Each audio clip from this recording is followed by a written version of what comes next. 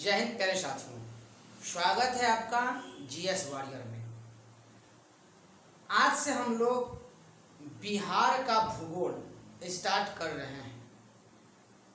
दोस्तों, बिहार भूगोल हम लोग पढ़ेंगे इस मकसद से ताकि बिहार से संबंधित जो भी परीक्षाएं होंगी, चाहे वह बीपीएससी की हो, बिहार एसएससी हो, बिहार एसआई हो या फिर बिहार सरकार से संबंधित अन्य परीक्षा, वहां आपको मदद मिल सकती है। और मेरे दोस्तों, एक बात यह भी जानकारी हम दे दें कि बिहार भूगोल के साथ बहुत जल्द ही हम भारत का भूगोल भी लेकर के आएंगे और साथ साथ विश्व का भूगोल भी लेकर के चलेंगे। हम बिहार के भूगोल पढ़ेंगे, इसके बाद हम लोग बिहार के भूगोल के बाद बिहार का इतिहास भी पढ़ेंगे, बिहार का राजनीति भी पढ़ेंगे और बिहार संबंधित अन्य बातें जो सामने उभर के आएंगी वो भी हम जानने का प्रयास करेंगे। मेरे साथियों, आप मेरे साथ बने रहिए, हम और भी नए टॉपिक लेकर के आते रहेंगे। आइए, आज बिहार के भूगोल में हमारा पहला चैप्टर शुरुआत हो रहा है, बिहार परिचय। इसके बाद और चैप्टर हम लोग पढ़ेंगे। आज फर्स्ट डे में बिहार परिचय के बारे में हम लोग जानने का प्रयास करते हैं। क्या है बिहार और उनसे संबंधित क्या कुछ बातें हैं, उन्हें जानने का प्रयास करेंगे। आइए देखते हैं बिहार। जैसा कि हम जानते हैं, बिहार की राजधानी पटना है और मेरे साथियों, बिहार में 9 प्रमंडल है, 38 जिले हैं। बिहार के मध्य गंगा नदी प्रवाहित होती है जो बिहार को 2 भागों में बांटती है। वह भाग कहलाता है उत्तरी बिहार और दक्षिणी बिहार। आइए देखते हैं और बिहार से संबंधित बिहार की यदि चौहद्दी की बात करेंगे, यानी बिहार के साथ कौन सी अंतर्राष्ट्रीय सीमाएं हैं या फिर किस राज्य की सीमा साझा हो रही है। बिहार के साथ अंतर्राष्ट्रीय सीमा सिर्फ और सिर्फ एक देश के साथ बनाती है, वो है नेपाल। जो नेपाल के साथ बिहार की 7 जिला अपना बॉर्डर शेयर करती हैं। उत्तर की बात हो गई। अब हम लोग देखते हैं बिहार के दक्षिण में झारखंड की सीमा साझा होती है जो 7 जिला के साथ अपना बॉर्डर शेयर करती है। बिहार के पूरब में बात करेंगे तो पश्चिम बंगाल आएंगे और पश्चिम बंगाल के साथ बिहार के 3 जिला अपना सीमा साझा करते हैं। इसके बाद यदि हम देखते हैं पश्चिम में, तो बिहार के पश्चिम में उत्तर प्रदेश आता है और उत्तर प्रदेश के साथ हमारे बिहार की 8 जिला बॉर्डर शेयर करती है, यानी सर्वाधिक जिला बॉर्डर शेयर करती है। देखिए, बिहार जो है भारत के उत्तर पूर्व में अवस्थित है। यदि हम भारत को ग्लोब पर देखेंगे तो भारत जो है अक्षांश के मामले में उत्तरी अक्षांश में अवस्थित होगी और देशांतर के मामले में बातें करेंगे तो पूर्वी देशांतर में अवस्थित होगी। जैसा कि हम यहाँ देख सकते हैं, यदि यह हमारा ग्लोब है और यह भूमध्य रेखा है जो 0 डिग्री अक्षांश होता है, इसे हम लोग इक्वेटर लाइन कहते हैं, यानी विषुवत रेखा। तो इस प्रकार से यह हमारा हो गया उत्तरी गोलार्ध और यह हो गया दक्षिणी गोलार्ध। और देशांतर की बात करेंगे तो 0 डिग्री देशांतर है जिसे हम लोग ग्रीनविच बोलते हैं। तो ये आ गया ग्रीनविच, इधर का पूरे पार्ट हो गया पूर्वी देशांतर, इधर का पूरे भाग हो गया पश्चिमी देशांतर। यदि हम भारत की बात करेंगे तो भारत का लोकेशन कुछ यहाँ पर बनेगा, यानी उत्तरी अक्षांश में। तो यह 0 डिग्री अक्षांश था, इसके उत्तरी अक्षांश से बना। और देशांतर में चर्चा करेंगे तो पूर्वी देशांतर, तो पूर्वी देशांतर तो इधर है, यानी उत्तरी अक्षांश और पूर्वी देशांतर यहाँ अवस्थित है। इसलिए हम लोग बिहार का लोकेशन भी पढ़ेंगे तो बिहार का लोकेशन हम लोग जानेंगे कि बिहार की अवस्थिति उत्तरी अक्षांश और देशांतर में बातें करेंगे तो पूर्वी देशांतर में अवस्थित होगी। आइए जरा देख लेते हैं। यह हमारा बिहार है। बिहार का अवस्थिति यानी 24 degree 20 minute 10 second, 24 degree 20 minute 10 second उत्तरी अक्षांश से यहाँ पर है 27 डिग्री 31 मिनट 15 सेकेंड उत्तरी अक्षांश के बीच अवस्थित है। कितना बोले? बिहार का विस्तार जो है 24 डिग्री 20 मिनट 10 सेकंड उत्तरी अक्षांश से 27 डिग्री 31 मिनट 15 सेकंड उत्तरी अक्षांश के बीच अवस्थित है। देशांतर में बातें करेंगे तो देशांतर में आ जाता है यहाँ ये स्पर्श हो रही है सबसे पश्चिमी जिला में, यह हो गया 83 degree 19 minute 50 second, 83 degree 19 minute 50 second पूर्वी देशांतर से 88 डिग्री 17 मिनट 40 सेकंड पूर्वी देशांतर हो गया। यह हमने जान लिया। जैसा कि यहाँ आप देख सकते हैं उत्तर में नेपाल के साथ बॉर्डर शेयर हो रहा है और दक्षिण में झारखंड के साथ बॉर्डर शेयर हो रहा है, पश्चिम में पश्चिम बंगाल के साथ बॉर्डर शेयर हो रहा है और पूरब में पश्चिम बंगाल के साथ बॉर्डर शेयर हो रहा है और पश्चिम में उत्तर प्रदेश के साथ बॉर्डर शेयर हो रहा है। आइए जरा देख लेते हैं नेपाल के साथ जो भी बिहार से जिले अपना बॉर्डर शेयर करते हैं उसके बारे में देखते हैं। वो 7 जिले कौन कौन सा है? यहाँ है पूर्वी चंपारण, पश्चिमी चंपारण, सीतामढ़ी, मधुबनी, सुपौल, अररिया, किशनगंज। क्या देखा हमने? पश्चिम चंपारण, पूर्वी चंपारण, सीतामढ़ी, मधुबनी, इसके बाद सुपौल, अररिया, किशनगंज। ये 7 जिले हैं जो नेपाल के साथ बॉर्डर शेयर करते हैं। पश्चिम बंगाल के साथ 3 जिले हैं जो बॉर्डर शेयर करते हैं। वो 3 जिले कौन है? किशनगंज, पूर्णिया और कटिहार। क्या है? किशनगंज, पूर्णिया और कटिहार। आइए अब जरा देखते हैं झारखंड के साथ सीमा साझा करने वाले बिहार के वो 7 जिले कौन हैं उनके बारे में जानते हैं। वो है भागलपुर, बांका, जमुई। क्या बोले हैं? भागलपुर, बांका, जमुई, नवादा, गया, औरंगाबाद। क्या बोले? भागलपुर, बांका, जमुई, नवादा, गया, औरंगाबाद और रोहतास। ये 7 जिले हैं जो झारखंड के साथ सीमा साझा करते हैं। और अब देख लेते हैं लास्ट में हम लोग क्या कि उत्तर प्रदेश के साथ जो सीमा साझा करने वाले जिले हैं वो कौन से हैं? तो वो है, आपको इधर से आते हैं तो पश्चिम चंपारण, इसके बाद आ जाता है ये आपका सिवान, सारण। पश्चिम चंपारण, सिवान, सारण, नहीं सॉरी, पश्चिम बंगाल, गोपालगंज, सिवान और सारण। क्या देखें? पश्चिम बंगाल, गोपालगंज, सिवान, सारण। इसके बाद है भोजपुर, बक्सर, कैमूर, रोहतास। हाँ, तो हम देख रहे थे उत्तर प्रदेश के साथ सीमा साझा करने वाले वो 8 जिले कौन थे? पश्चिम चंपारण, इसके बाद गोपालगंज, फिर है आपका सिवान, सारण और इधर भोजपुर, बक्सर, कैमूर और रोहतास। इस प्रकार से हम बिहार के जो भी जिले एक राज्य से या दूसरे राज्य से जो सीमा साझा करते थे उनके जिलों को देखे और नेपाल के साथ जो सीमा साझा कर रहे थे उनके जिले को देख चुके हैं। चलिए अब देखते हैं कि बिहार का उत्तर से दक्षिण की लंबाई कितना है और पूरब से पश्चिम की लंबाई कितना है। उत्तर से दक्षिण की लंबाई 345 किलोमीटर है, यानी 345 किलोमीटर, 345, 345। और ये पश्चिम से पूरब या फिर पूरब से पश्चिम की लंबाई है 483 किलोमीटर, 483 किलोमीटर। चलिए अब देखते हैं हमारा बिहार जनसंख्या की दृष्टि से आपको ये तीसरा बड़ा राज्य मिलेगा भारत में। पहला बड़ा राज्य जनसंख्या की दृष्टि से उत्तर प्रदेश है, दूसरा बड़ा राज्य जनसंख्या की दृष्टि से महाराष्ट्र है और तीसरा बड़ा राज्य जनसंख्या की दृष्टि से बिहार है।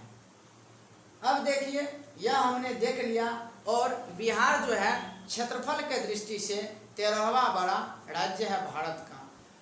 मेरे साथियों, इससे पहले यानी जब 2 जून 2014 को तेलंगाना का सृजन किया गया ये आंध्र प्रदेश से पृथक करके, तो उससे पहले हमारा बिहार 12वां बड़ा राज्य हुआ करता था और तेलंगाना के सृजन के बाद ही हमारा स्थान 13वां चला गया।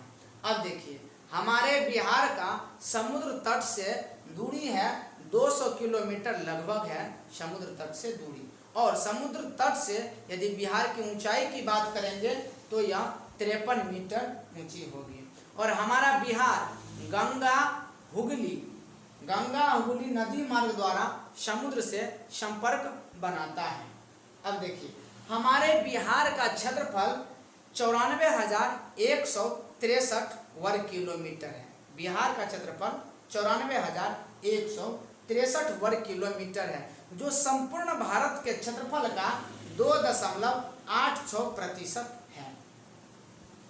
इस क्षेत्रफल में यदि हम बात करेंगे तो ग्रामीण क्षेत्रफल है 91,838.28 किलोमीटर स्क्वायर। और शहरी क्षेत्रफल की बातें करेंगे तो शहरी क्षेत्रफल है 2,324.74 किलोमीटर स्क्वायर। हमारे बिहार में ज़्यादा जनसंख्या आपको गांव में ही मिलेगी, यानी हमारे बिहार में गांव में जनसंख्या अधिक है किसके तुलना में, शहर के तुलना में।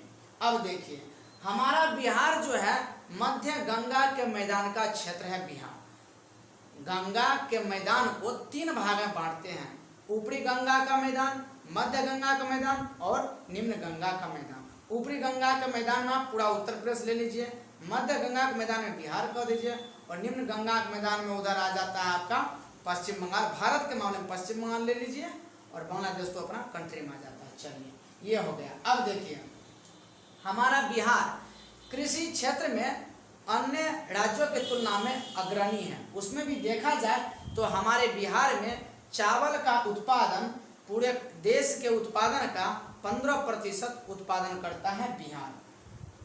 सब पहला राज्य चावल उत्पादन में पश्चिम बंगाल है और दूसरा स्थान हमारा बिहार आता है। अन्य उत्पादन भी किया जाता है बिहार से। अन्य उत्पादन में कौन सी फसलें हैं, वो हैं गेहूँ, मक्का, तिलहन, दलहन, तंबाकू, जूट, मिर्च आदि। अब देखिए हमारे बिहार में कुल खाद्यान्न उत्पादन का 8 से 10% बिहार से ही उत्पादित किया जाता है। इसके बाद हम लोग चलते हैं और विशेषता जानते हैं बिहार से संबंधित। हमारे बिहार का पूर्वी जिला यानी सबसे पूर्व देख लीजिए जो हमने देशांतरीय विस्तार किया है, यहाँ इसका पूर्वी जिला है। यह जिला है किशनगंज। तो बिहार का पूर्वी जिला हो गया किशनगंज।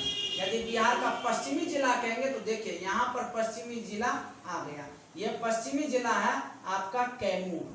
तो बिहार का पूर्वी जिला हो गया किशनगंज और बिहार का पश्चिमी जिला हो गया कैमूर। यदि बिहार का उत्तरी जिला बात करेंगे तो उत्तरी जिला होता है पश्चिम चंपारण। और दक्षिणी जिला का बात करेंगे तो दक्षिणी जिला में मेरे साथियों ये आता है आपका, यहाँ दक्षिणी जिला में आ जाता है गया और जमुई। यह आपका आता है, यहाँ मैप में थोड़ा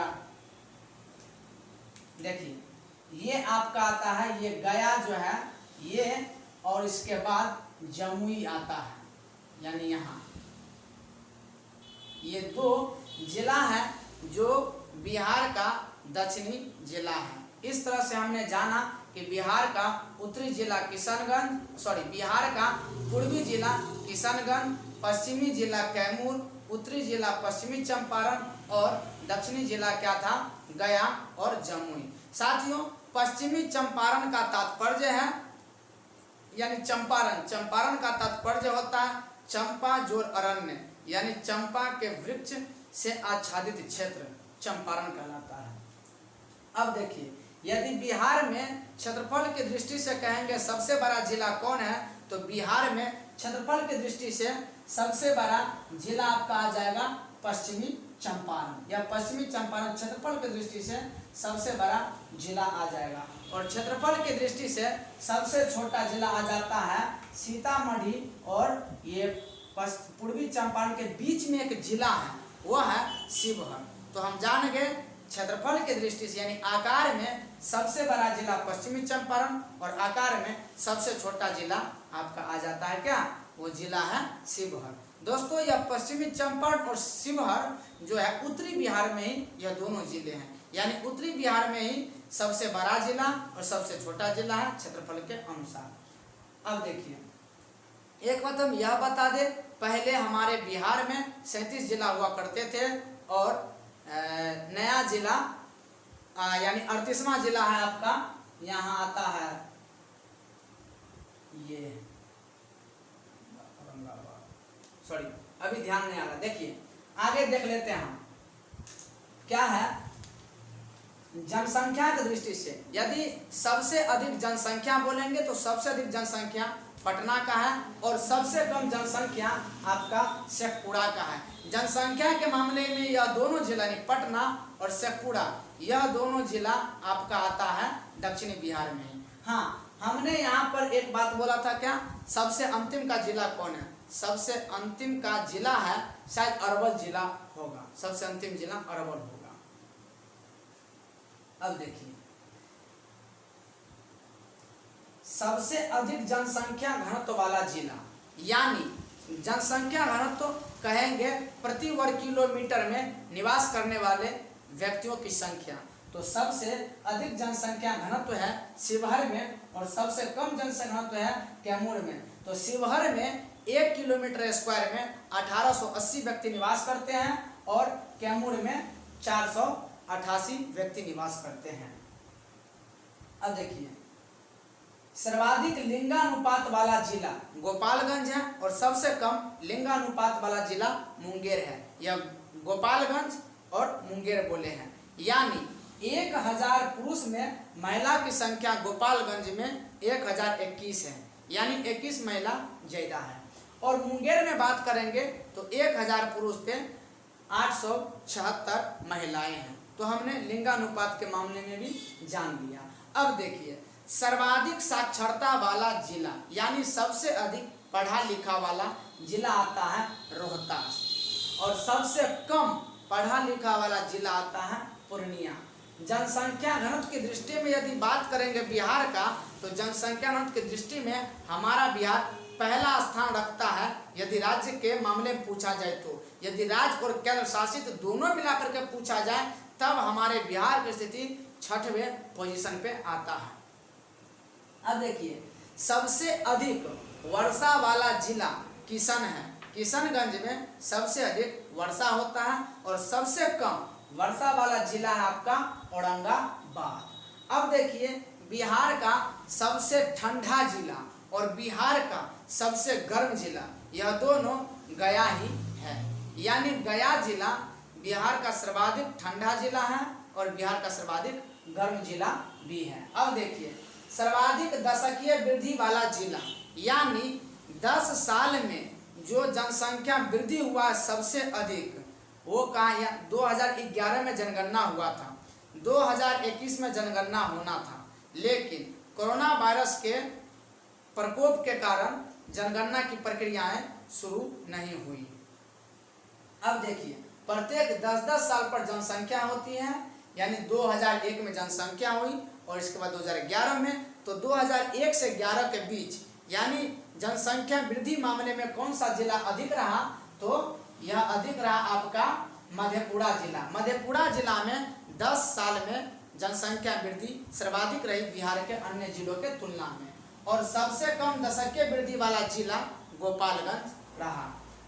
हमारा बिहार बंगाल से पृथक होता है साथियों, कब, तो बंगाल से पृथक होता है आपको यह 12 दिसंबर 1911 को, यानी 12 दिसंबर 1911 को दिल्ली दरबार में घोषणा किया जाता है कि बंगाल से बिहार को अलग किया जाए।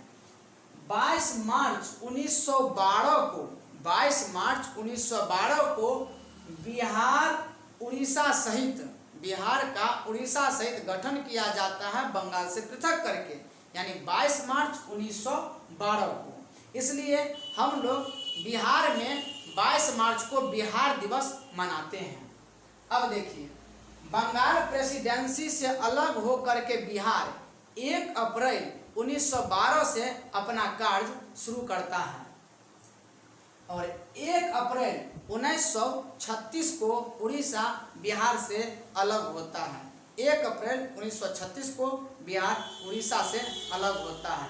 इसके बाद 15 नवंबर 2000 ईस्वी को झारखंड बिहार से अलग होता है। अब देखिए हमारे बिहार में विधानसभा सीट 243 है और विधान परिषद सीट 75 है। हमारा बिहार द्विसदनीय विधानमंडल है, यानी हमारे बिहार में विधानमंडल द्विसदनीय है, एक विधानसभा और एक विधान परिषद। विधानसभा में सीट की संख्या 243 है और विधान परिषद में 75 सीट है। यदि लोकसभा की बात करेंगे तो बिहार में लोकसभा सीट 40 है और राज्यसभा सीट 16 है। अब देखिए हमारे बिहार के कुछ राष्ट्रीय प्रतीक के बारे में देखते हैं। हमारा बिहार का राजकीय जो है भाषा, हमारे बिहार का राजकीय भाषा क्या है? हिंदी है और दूसरी राजकीय भाषा उर्दू है। इसके बाद हमारे बिहार का राजकीय वृक्ष पीपल है। हमारे बिहार का राजकीय पुष्प गेंदा है और राजकीय पशु बैल है, जिसे आप कहीं कहीं अन्य शब्दों में गौर लिखा हुआ समझ सकते हैं, गौर या मिथुन शब्द लिखा हुआ रहता है। हमारे बिहार का राजकीय पक्षी गौरैया है। पहले राजकीय पक्षी हुआ करता था नकता यानी नीलकंठ, और पहले राजकीय पशु में ऋक्ष हुआ करता था। अब देखिए बिहार का राजकीय फूल जो है कचनार है और बिहार का राजकीय मछली मांगुर है। तो साथियों आज हमने बिहार परिचय के बारे में जानने का प्रयास किया है। अगला टॉपिक हम लोग लेकर के आएंगे बिहार का भौगोलिक संरचना क्या है, यानी भौगोलिक संरचना हम लोग पढ़ेंगे। बिहार में कौन कौन से पर्वत श्रेणी है, बिहार की मिट्टी कैसी है, यह सब जानने का हम लोग वहाँ भौगोलिक संरचना में प्रयास करेंगे। तो उम्मीद है कि साथियों यह आपको समझ में आया होगा, मज़ा आया होगा। तो दोस्तों आपसे हम भी एक उम्मीद करते हैं कि आप अपने सभी साथियों में, सभी दोस्तों में शेयर करें, और यदि आप नए हैं इस चैनल पे तो आप सब्सक्राइब कर लीजिए और लाइक भी कीजिए तथा साथ साथ कमेंट भी कीजिए और अपने सभी फ्रेंड सर्कल में इसे शेयर कीजिए। तो दोस्तों इसी तरह हमारे साथ बने रहिए।